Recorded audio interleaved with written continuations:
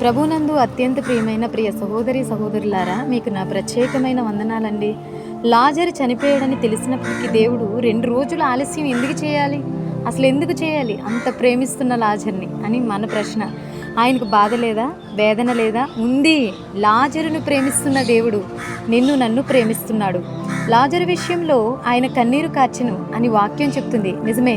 వింటున్న దేవుని బిడ్డ, మనకు సమస్య వచ్చి కృంగిపోతూ కుమిలిపోతూ మనం ఏడుస్తూ గగ్గోలు పెడుతున్నా దేవుడు ఉంటే ఎందుకు నా కన్నీరు తుడవడు? దేవుడు నన్ను చూస్తే ఎందుకు కనికరించట్లేదు అని మనకు మనమే ప్రశ్నించుకుంటూ ఉంటాం. కానీ నీవు అపాయంలో ఉన్నప్పుడు బాధతో ఏడిస్తే, నీవు కృంగిపోతుంటే చూస్తూ ఉండేవాడు కాదు నీ దేవుడు. లాజరు విషయంలో కన్నీరు కార్చిన దేవుడు నీ విషయంలో కన్నీరు కార్చే అంత ప్రేమ నీ మీద ఆయనకు ఉంది. ఆలస్యమైన ఆయన నీ కట్లను తెంపివేసి సజీవునిగా లేవనెత్తినట్లుగా లాజర్ని నీ కట్లు దేవుడు తెంపివేసి నీ జీవితంలో అద్భుతం చేసి ఆయన నామాన్ని ఆయన మహింపరచుకోబోతున్నాడు నిన్ను బట్టి.